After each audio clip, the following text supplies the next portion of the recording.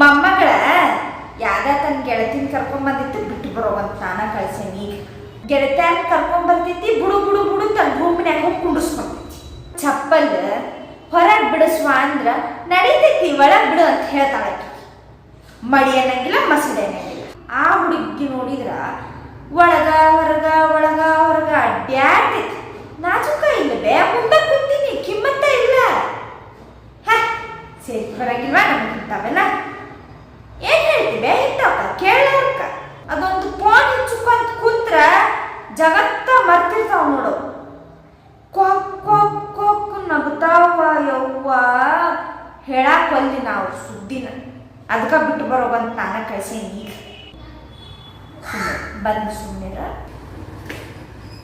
ಬಿಟ್ಟು ಬಂದೆ. ನಿಲ್ಲಾಕ್ ಬಿಡ್ಬೇಕಲ್ಲ ನೀನು. ಹಂಗ್ಯಾಕ್ ಮಾಡ್ತೀವಿ? ನನ್ ಗೆಳತಿಯರ್ ಬಂದ್ರೆ ಅವ್ರ ಮನೆಗೆ ಹೋದ